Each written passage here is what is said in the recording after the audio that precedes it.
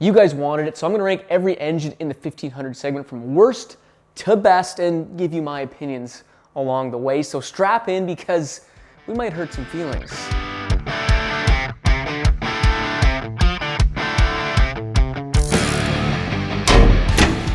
Welcome back, I'm Alex. We're in the shop once again today because the winter weather just doesn't want to stop. Fun times. We'll get this nice looking Ford with us and more on that later. A couple weeks ago, I ranked my top 3 engine choices in the 1500 truck segment. You guys seem to like that video. So today I'm gonna rank almost every single engine in the 1500 segment and try and justify along the way why I put certain engines where I did along the list. Now feel free to jump down in the comments. Let me know if you agree or if you think I've missed the mark on certain engines, which is very possible. If my math is correct, there is 15 engines in the 1500 segment, and we're gonna be ranking 12 of them. 2 of those engines are hybrid engines, which I just sort of think are in their own category. I also haven't driven them, the Toyota Iforce Max, as well as the 3.5 PowerBoost from Ford. The third engine that we're not gonna be ranking is the 5.6 liter V8 in the Nissan Titans. Unfortunately, in Canada, those trucks haven't been sold since 2021, and I have had a heck of a time trying to get my hands on one. So once again, I just don't think it's fair for me to rank that engine because I just literally haven't driven the truck. Sadly, someone has to be at the bottom, and coming in at number 12 is the 3.4 liter twin turbocharged V6 Iforce engine in the Toyota Tundra trucks. This engine was introduced in 2022 with the introduction of the new Toyota truck, and right from the get-go, this engine was somewhat plagued with some significant issues, starting with the turbo wastegate actuator failures. This resulted in a good chunk of the 2022 engines having to replace their turbo setup. And following that was the main bearing problems, resulting in catastrophic engine failures on the 2022 and 2023 trucks. Toyota says that this is due to machining debris being left in the engine blocks on those years of trucks. But interestingly enough, the actual short block assembly of that engine, the part number was superseded in January of 2024, so maybe there was something else at play there. I did a full review on the engine. I actually don't mind the design of it, but it is very complex, and there has been some quality control issues with Toyota recently, not just on the Tundras. So I don't think it's a surprise that we're seeing some hiccups early on with this engine, and until those are resolved, I just really wouldn't want to buy this engine. I think there's potential for it to be a successful engine platform, but until Toyota's proven they've resolved these issues, I would just steer clear, which is why this engine ranks number 12 on my list. At number 11, the high output Hurricane. I just don't really think it's a pickup truck based engine. I think it's a performance based engine. I mean, we're squeezing out over 500 horsepower out of a 3 liter displacement engine, which is already pretty high strung. So I question the reliability and the longevity in a pickup truck based application with an engine that high strung, that complex. And I mean, the Ram 1500s with that high output Hurricane engine and all that power can barely tow over 10,000 pounds. So if you're looking to do anything pickup truck related with your pickup truck other than go to the mall and pick up groceries, I'd probably steer clear of the high output Hurricane, which is why I put it at number 11 on our list. Number 10 is the standard output Hurricane engine. I think this is a little bit more of a pickup truck design and based engine, which is why I've ranked it a little bit higher than the high output Hurricane. Either way, with its rather short tenure in the Ram 1500 trucks, there have been some issues that have arisen. The number one issue with these engines is the thermostat problems. These thermostats are failing, and typically failing closed, which can result in the engine overheating and potentially further damage to the engine. Tyler Potter, he is a technician at a Ram dealership, and he's got a YouTube channel. I'll put his link down below. He's got some really good boots on the ground information about these trucks. And he mentioned that this is still a very, very common problem with these Hurricane engines. I talked about this when I reviewed the engine earlier in the summer. That's 6-7 months ago. And yet there still hasn't really been a word from Stellantis about these failing thermostats. So it's just a little bit disappointing that it's a very well-known problem at this point. Yet we haven't heard anything about Stellantis trying to address this problem. Another issue arising on these engines that the dealerships are starting to see is the catalytic converters melting. I guess the engine's just getting too hot, and well, downstream, that heat is melting the converters. It does make a little bit of sense. The engine is running a lot of boost, it's direct injection. as well as pushing a lot of power, and that's going to result in a lot of heat downstream of the turbos. And I guess it's an absolute nightmare of a job because the catalytic converters are kind of strung in between the twin turbo setup on the driver's side, making it a not fun job. Same with the thermostats, actually. Apparently that is also a nightmare of a job to do. So talking and listening to some dealership techs that, again, have boots on the ground with these Hurricane engines, it just seems like it's not going that well at the moment. So like Toyota and their Iforce engine, Stellantis and the Hurricane engine, they have their work cut out as well. And hopefully Stellantis can iron out some of these issues in the coming years. So if you're dead set on owning one of these 3-liter Hurricane engines, I'd honestly wait a little bit. Now I did tow with a standard output Hurricane engine. It was the Rebel truck, so we had bigger tires and some more aggressive tires. Either way, it was very powerful, but I was hoping it would be more neck and neck with the 3.5-liter EcoBoost in this truck right beside me, and it just wasn't. It was a good level below it, which I thought was just a little bit disappointed. And so for all those reasons, that's why I've ranked the standard output Hurricane engine at number 10 on my list. At number 9, we have the 6.2-liter V8 L87 engine from GM. This thing's putting down some pretty big power, 420 horsepower, 460 pound-feet of torque out of a naturally aspirated engine. And GM gave me one to play around with this summer. I really enjoyed driving it, really like towing with it as well. But apparently there are connecting rods poking holes in the engine block, and this engine could be facing a catastrophic bottom end failure recall involving about 900,000 trucks. So that makes me a little bit wary. And alongside that is the pretty well documented valve train issues with the 6.2-liter, most likely caused by the cylinder deactivation technology, dynamic fuel management, or active fuel management if your truck is older than 2019. Essentially what happens is those lifters can collapse on themselves to shut cylinders down, and sometimes the internals with the locking pin on those lifters can fail, and that results in the lifter more or less smashing into the camshaft, eating the camshaft, spreading metal all through the engine. Not a pretty sight. So for those reasons, that's why the biggest displacement engine in this segment falls a little bit lower on the list. Like I said, thoroughly enjoyed driving the truck. It's got tons of power. It sounds incredible.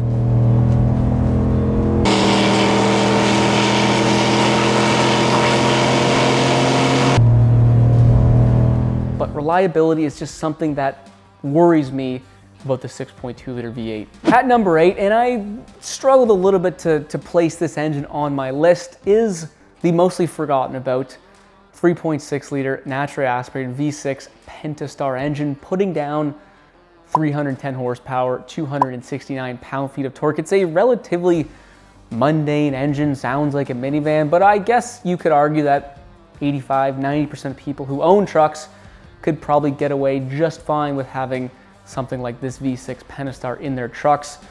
It's relatively simple. It's a naturally aspirated V6. It's been around forever. It's got some good reliability as well as some good longevity. For me, the reason why I've ranked it somewhat low on this list is the power output. I mean, having only 269 pound-feet of torque is just a little bit low. Now, I have towed with this engine, and it was a struggle, I'm not gonna lie. Okay, now we're going back up, 5,000 RPM, let's go. And for me personally, when I buy a 1500 pickup truck, I want it to be the biggest tool in the shed, and I want to be able to tow 7, 8, 9,000 pounds if I need to. Just so happens I actually have trailers that I need to tow. So having an engine with that low of power output is just simply not an option for me, and I feel like most people would probably feel the same way. So that's why I've ranked this engine a little bit lower, even though it's probably a good, reliable option. Almost at the halfway point, at number 7 is the long-standing 5.3-liter V8 from GM, and this engine has been a workhorse, a staple in the GM trucks for a quarter century. But there are two main reasons why this engine finds itself on the bottom half of my rankings. The number one issue, just like the Big Brother 6.2-liter, is valve train issues that have plagued this engine for years now. It also uses collapsible style lifters for its cylinder deactivation technology. From 2014 to 2018, it used what was called active fuel management. Essentially, 4 cylinders had collapsible lifters. And from 2019 onward, we call it dynamic fuel management. Essentially, all 8 cylinders now have collapsible lifters.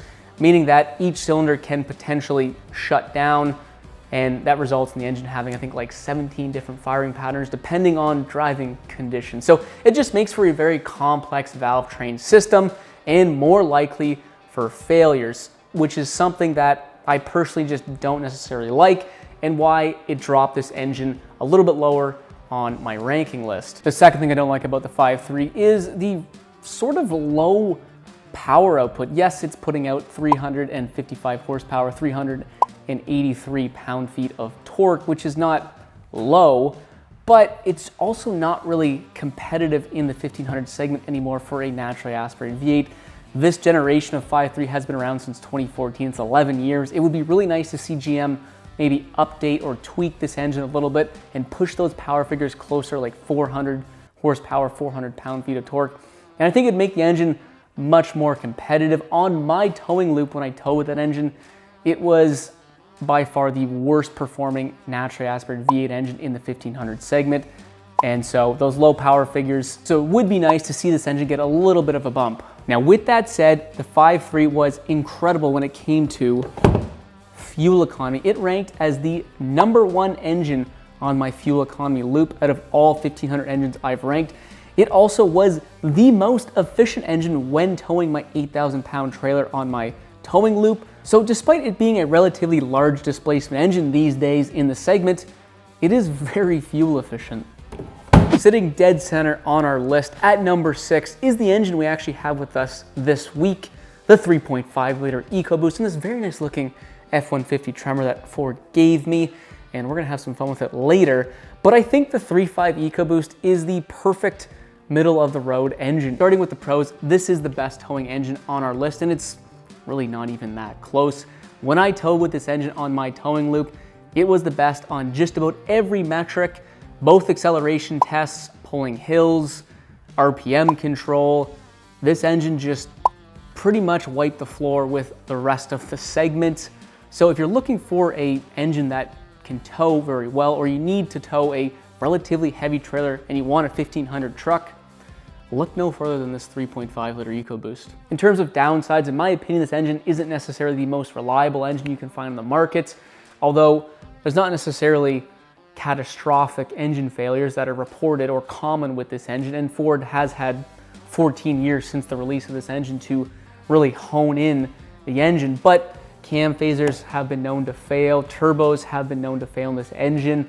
Also, we have an open deck aluminum block, which I just think is a rather weak design. Another downside is fuel economy. When you're running empty, fuel economy I think would be questionable. It really depends on your driving style, but I don't really think it's better than a naturally aspirated V8, or at least significantly better. But when it comes to having a load behind this engine, look out, because this thing is thirsty. When I towed my 8,000 pound enclosed trailer down the highway, I was averaging like 5.6, 5.8 miles per gallon. You could just watch that fuel gauge drop. It was disgusting how much fuel this thing ate when under load. So just be aware that yes, the towing performance is astronomically good, but you will be stopping at just about every fuel station. At number 5, a little bit of a sleeper, the 4-cylinder 2.7 liter TurboMax in the GMC and Chevy trucks. And when this engine first debuted, I had my doubts about it being a 4-cylinder engine in a full-size pickup truck. I thought that was a recipe for disaster. However, this engine has been out for 6 years now, and there really hasn't been much issues to report from. That 4-banger is pushing 310 horsepower, 430 pound-feet of torque, thanks to its very large stroke and offset cylinder bores, allowing for maximum torque generation low in the RPM and giving that engine a max towing capacity of 9,500 pounds. And starting in 2024, GM has essentially doubled down on the engine, extending the powertrain warranty from 5 years, 60,000 miles to 5 years, 100,000 miles. And I don't see Stellantis, Toyota, Ford doing that with their gas turbocharged engines in their 1500 trucks. So to have a base level engine with 100,000 miles of standard warranty tells me GM is pretty confident in this engine. The internals of that engine are also pretty stout. We have a forged crankshaft, forged connecting rods, iron liners, So it's a billet steel camshaft, and that's sort of the, the party trick of the engine. It's a dual overhead cam, 3-phase sliding setup. And essentially each phase of the camshaft has a different lift profile depending on the driving condition. And I thought for sure this would just wreak havoc on the engine. There'd be all kinds of issues, but there just really hasn't been. Now, lastly, I have towed the 2.7 liter TurboMax, and it was a little bit underwhelming. The first little hill here, nothing crazy, but just a good indicator of where these engines kind of sit right off the bat. 3,000 RPM. I feel like we're gonna downshift again. Look at that, on fire with the predictions. 4,000 RPM. So, I mean, yeah, she certainly is having to, whoa! Whoa! 5,000 RPM blows my prediction out of the water. This thing is working hard. Well, it's a real world test for a reason, I guess. It was the worst towing engine on my towing loop of all the engines I've towed with in the 1500 segment, especially when compared to the 2.7 liter EcoBoost. However, I did have an active evap code on that truck. Now, I went to the dealership and they sort of reassured me that it shouldn't have any impact on power, but I don't know. So I'm gonna be redoing that towing test in the spring here, and I hope that I can get some better performance out of that 2.7 liter TurboMax, but we'll see. Moving up the list at number 4, a potential controversial choice, a ghost of an engine, and an engine that is supposed to be highly likely to return to the 1500 segment, the 5.7 liter Hemi V8 engine. And before everyone rushes down to the comment section talking about the Hemi tick, hear me out a little bit. Now, I did own this engine for 5 years and I absolutely loved it. So there might be a little bit of bias, but I still think this is a very solid engine. All right, the 5.7 Hemi, it's got a pretty solid bottom end on it. We got a solid cast iron crankshaft, forged connecting rods, 4-bolt mains. Rarely ever do we hear about bottom end failures on these engines. Another thing I like is the power. This thing is making some pretty good power, 395 horsepower, 410 pound-feet of torque. Out of a naturally aspirated pushrod engine, you can't go wrong with that. And Chrysler purposely made the power band very broad, from just about 1,500 RPM all the way up to about 4,800 RPM. 90% of that torque is within that power band, making it just a very usable, torquey engine. And if anyone's driven a 5.7 Hemi, you put your foot down and the power comes pretty instantly and it just keeps on coming. Now, you may think the fuel economy on a 5.7 Hemi is atrocious, but it's really not.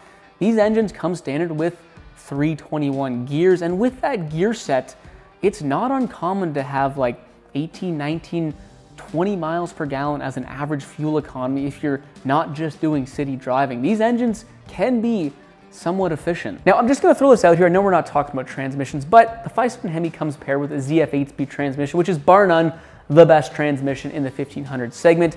And well, Ford and GM both use a 10-speed transmission, which I would say at times can be pretty finicky, and you're just not gonna have to worry about that with a 5.7 Hemi. Lifter failures, let's talk about them.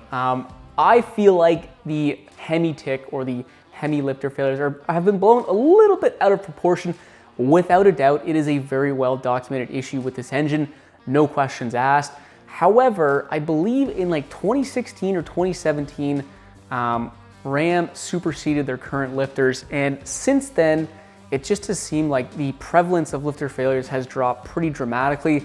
I would argue that from like 2012 to 2016, that's sort of when we saw the most lifter failures with these 5.7 Hemis. So it does seem like Ram has tried to address the problem, but I would like them to come out and officially address it, and I don't really think they will. Another big issue that kind of compounds with the Hemi tick is the exhaust manifolds leaking, because it sounds like a ticking noise, and this could be easily solved by Ram, and I hope they do it. I know the 6.4 Hemi that I own, it has a different exhaust manifold setup on it, and those just don't leak. So it would be nice if Stellantis does in fact bring the 5.7 Hemi back into the rotation, that they do address at least the exhaust manifolds, and I'd be happy with that. So that's my reason why I put the Hemi up top at number 4. I think it's a very solid V8 option. It's not perfect by any means, but I think it is probably the best option in a Ram 1500 truck